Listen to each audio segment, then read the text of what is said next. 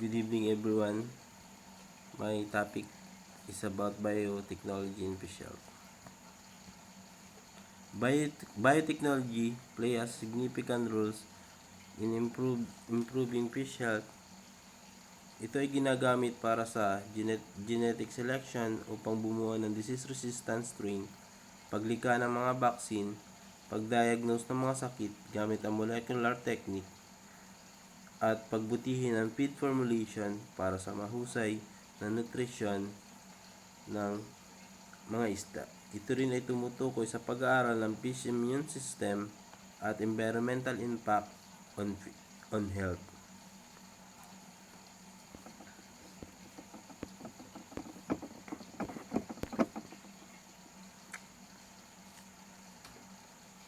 Ang fish disease ay maaring sanhi ng iba't ibang mga kadahilanan, kabilang ang poor water quality management, hindi sapat ang nutrisyon, genetic disorder, at pathogen organism.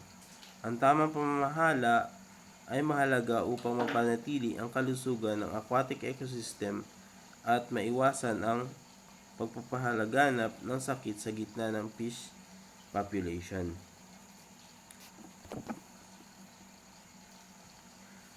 How does the disease occur? First, we have pathogens, organism, poor water quality management, third, nutritional imbalance, and last, genetic disorder. Pathogen organism, mga bacteria, mga viruses, fungus, mga parasite, ay karaniwang mga pathogen na maaring mag-infect ang mga isda.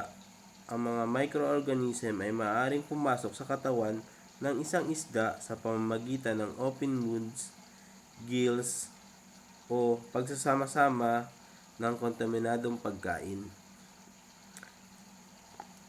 Second, poor water quality management. Ang tubig na may mataas na ammonia, nitrite, pati na rin ang mababang oxygen ay maaring ma-stress ang mga isda at maging sanhi ng pagmumula ng fish infection. Third, nutritional imbalance. Ang mga isda na nangangailangan ng isang balanced diet upang mapanatili ang isang malusog na immune system. And last, genetic disorder. Inbreeding or weak genetic traits can make fish more susceptible to diseases.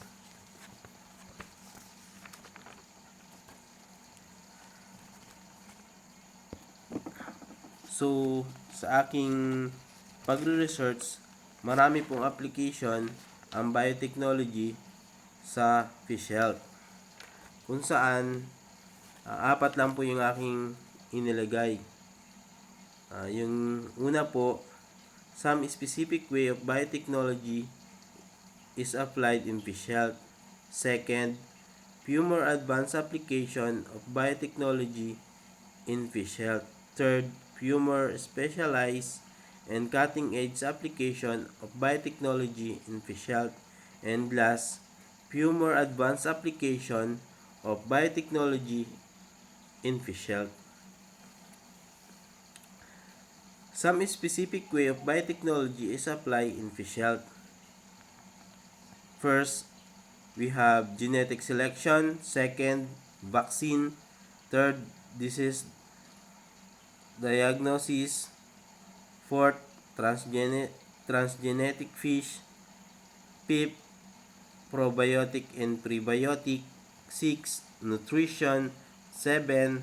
Environmental monitoring. 8. Stress response study. 8. Gene editing. And last, aquaculture management. Genetic selection, a biotechnology ay tumutulong sa pagkakilala at pag-aanak ng mga isda na may hinihiling na katangian, tulad ng pagputol sa sakit, mabilis na paglago, at mahusay na tolerance ng mga kondisyon sa kapaligiran.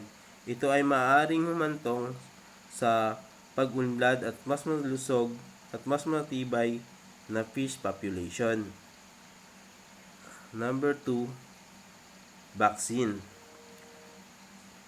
Ang biotechnology ay ginagamit upang bumuo ng mga vaccine upang maprotektahan ang mga isda laban sa iba't ibang sakit. Ang mga vaccine ay maaaring ibigay sa bibig sa pamamagitan ng injection o kahit sa incorporated sa pagkain ng isda. Third, disease diagnosis. Ang molecular technique tulad ng PCR o polymer chain reaction disease diagnostic ay ginagamit upang matuklasan ang mga pathogen sa isda. Ito ay binibigay daan para sa mas mabilis at mas tumpak na diagnosis ng mga sakit na nagpapahintulot para sa tamang paggamot ng mga hakbang upang maiwasan ang fish disease.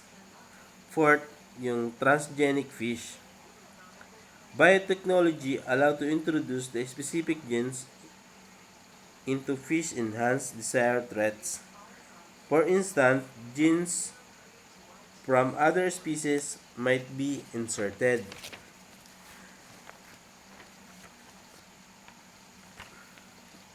Transgenic fish, ang biotechnology ay nagbibigay daan para sa pagpakilala ng mga particular na genes sa mga isda upang mapabuti ang mga hinihiling na katangian. Halimbawa, genes mula sa iba pang mga species ay maaring ilagay to provide disease resistance or improve growth rate. Fifth, probiotic and prebiotic. Ang biotechnology ay tumutulong sa pagbuo ng kapaki-pakinabang na microorganism o probiotic or compound prebiotic na maaring idagdag sa pagkain ng isda. Ang mga ito ay upang mapabuti ang digestion, nutrient pag-absorption, and overall gut health, enhancing fish well-being. 6. Nutrition.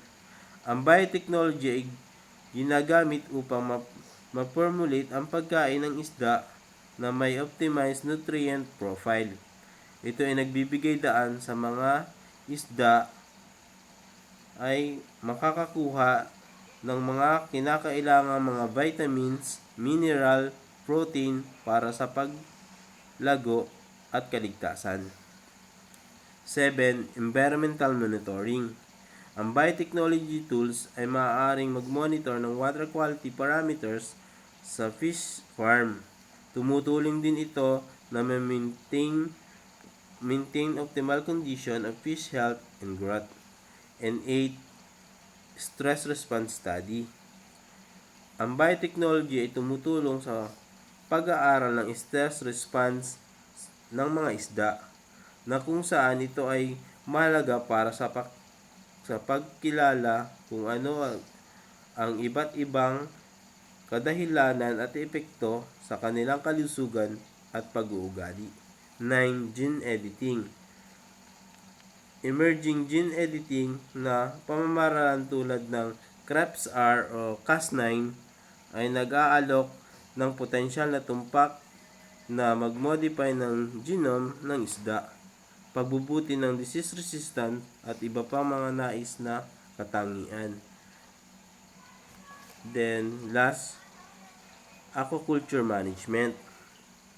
Ang biotechnology ay tumutulong sa pag-unlad ng mga estratehiya sa pamamahala na ma-minimize ang mga outbreak ng sakit sa pamamagitan ng pamamaraan tulad ng mga hakbang ng biosecurity. Ang mga aplikasyon na sa kabuuan ay nag-aambag ng malusog na fish population, mas mababang insidente ng sakit at mas matatag na pamamaraan ng aquaculture.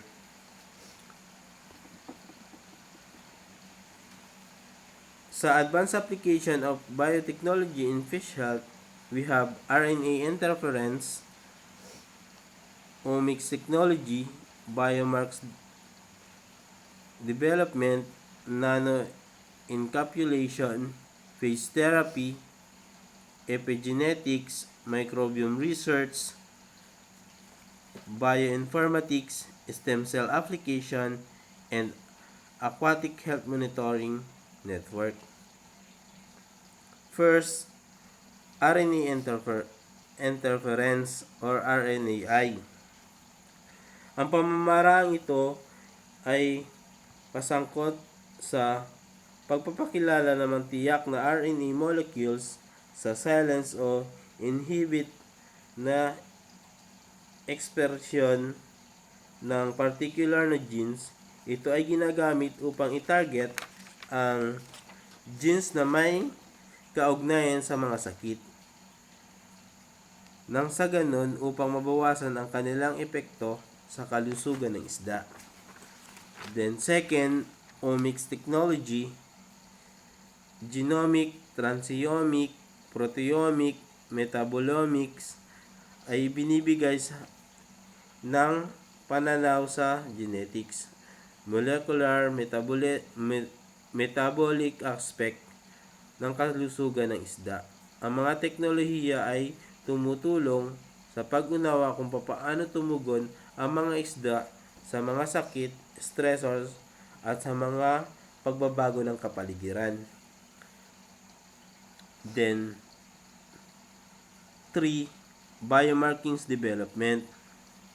Ang biotechnology ay tumutulong sa pagkakilala ng biomarkers na kung saan ang indicator ng kalusugan ng estado ng isda.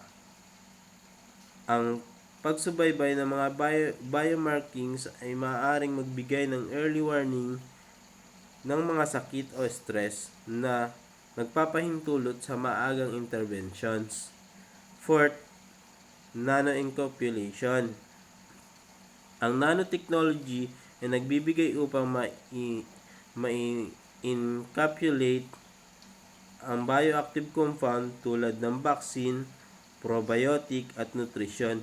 Ito ay upang maprotektahan ang mga compound na ito mula sa degradation and ensure their control release with the fish body. 5. Phage therapy. Ang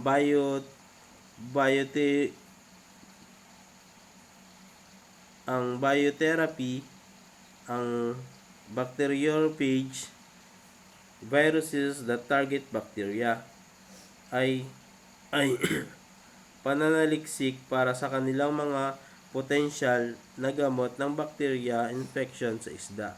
Ang mga ito ay nag-aalok sa isang target na diskarte sa pakikipaglaban ng antibiotic resistance pathogen. 6. Epigenetics.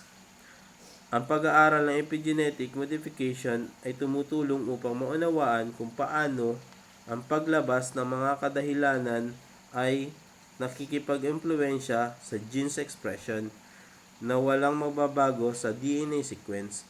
Ito ay implikasyon para sa disease susceptibility at adaptation ng isda. 7. Microbiome research. Ang biotechnology ay tumutulong upang pag-aralan ang mga komplikadong komunidad ng microbial na naninirahan dito at sa isda.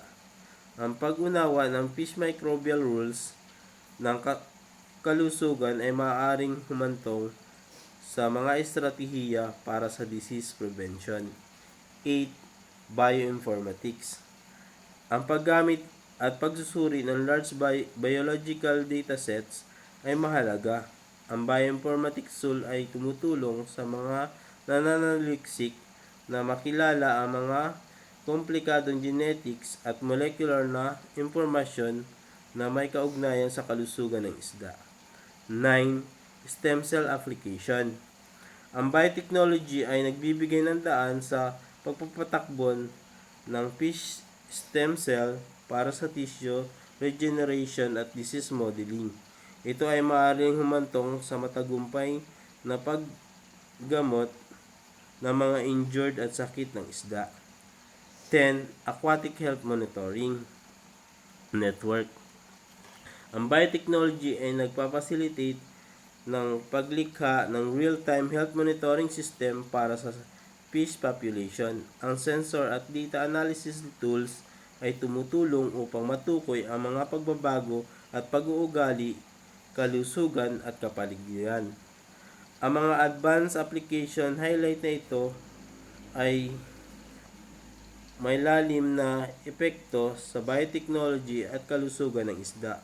Ang mga mananaliksik ay patuloy na pinag-aaralan ang mga makabagong pamamaraan upang mapabuti sustainability ng aquaculture at kalusugan ng isda sa pamamagitan ng technology advances.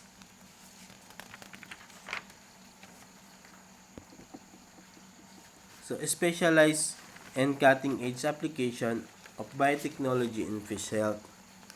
Kung saan, meron tayong CREPS-R based diseases resistance, pharmacogenomics, aquatic bioinformatics, viral vector vaccine, aquatic nanotechnology, metagenomics, aquatic bioremediation, immunostimulant, smart aquatic system, synthetic biology, at 3D printing in aquaculture.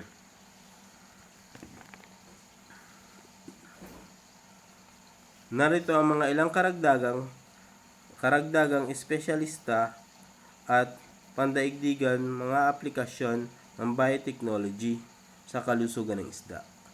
Number 1, CREPS-R based disease resistance. CREPS-R or CAS technology is the use of developing fish strain with enhanced resistance to specific pathogens. This hold promise to creating.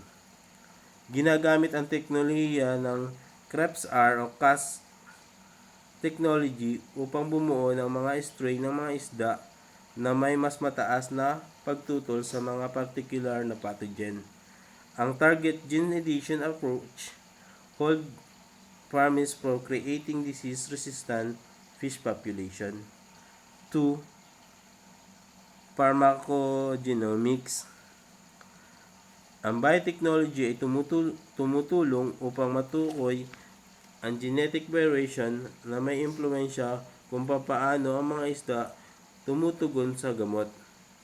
Ang personalized medicine approach, personal ay binibigay daan para sa mas epektibo at customized treatment. 3. Aquatic bioinformatics. Ang advanced data analysis ay pamamaraan na ginagamit to model and predict fish diseases outbreak, optimize feeds formulation, at upang mapabuti ang pangkalahatang pamamahala ng aquaculture. 4. Viral vector vaccine. Ang mga virus na na-modify upang maging at magbigay ng antigen mula sa pathogen ng isda. These are viral vector vaccine stimulate strong immune response to prove long-lasting protection. 5. Aquatic nanotechnology. Ang nanomaterial ay ginagamit para sa drug delivery, water treatment, at environmental monitoring of fish farming. Nag-aalok ito ng mas mataas na katumpak at kahusayan. 6. Metagenomics. Ang pamamaraang ito ay nag-aaral ng genetic materials na natagpuan directly mula sa simpleng environment. Ito ay tumutulong sa mga pag-unawa ng pagkakaiba-iba at pag-andar ng mga microorganism sa aquatic ecosystem. 7. Aquatic bioremediation. Ang biotechnology ay ginagamit upang bumuo ng mga strain ng mga isda na maaring natural na mai-remove ang pollutant mula sa tubig na maambag ng environmental cleanup effort. 8. Immunostimulant. Immunostimulant, biotechnologically produced immunostimulant are added to fish feed to enhance the immune response, reducing likelihood of disease outbreak. 9. Smart aquaculture system. Integrated by biotechnology which automation to remote sensing allowed for real-time monitoring of fish health parameters and environmental conditions. 10. Synthetic biology. Researchers are exploring the design of novel genetics circuit in fish to sense and respond to specific environment cause or diseases. And lastly, 3D printing in aquaculture. Bioprinting technology is the use of create fish tissue and even organ for research purposes, potentially leading to advancement in transplantations and regenerative medicine. These advanced applications illustrate how biotechnology continues to push the boundaries of fish health research with the aim of creating more sustainable and resilient aquaculture practices.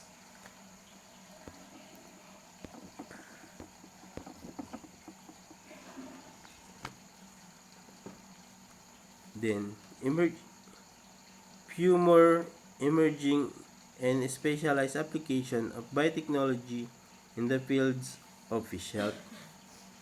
So, first we have micro RNA study, fish welfare assessment, vaccine delivery system,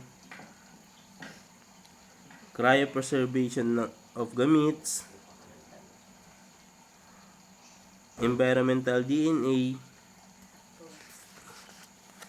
metabolomic diseases detection, microfluidic in fish health analysis, Krebs-based biosensor, artificial intelligence, nitrogenomics, bioluminescent imaging, and last, telemedicine for fish health. MicroRNA studies are small RNA molecules that play roles in regulating genes expression. Researching fish microRNAs can provide insight into immune response and disease mechanism. Second, fish welfare assessment. Biotechnology tools ay maaaring gamitin upang bumuo ng mga non-invasive na mga pamamaraan para sa pagsusuri ng kalusugan ng mga isda, kabilang ang antas ng stress, pain perceptions, at pangkalatang kalusugan. 3. Vaccine delivery system. Ang advanced delivery system tulad ng nanoparticles at liposome ay natutunan upang mapabuti ang kahusayan at epektibo ng fish vaccine. Cryopreservation gametes. Biotechnology aids to developing techniques gametes, eggs, and sperm. Cryopreservation gametes. Ang biotechnology ay tumutulong sa pagunlad ng mga pamamaraan ng pag-freeze at pag-store ng fish gametes, eggs at sperm for maintaining genetic diversity and facilitating breeding programs. And 5. Environmental DNA o eDNA monitoring. eDNA analysis involves detecting trace amount of genetic material shed by fish into the environment. This method is used to monitor fish population and detection invasive species. Environmental DNA or eDNA. eDNA ang pagsusuri ay kasangkot sa pagdetect ng trace halaga ng genetic materials ibinubuhos ang mga isda sa kapaligiran.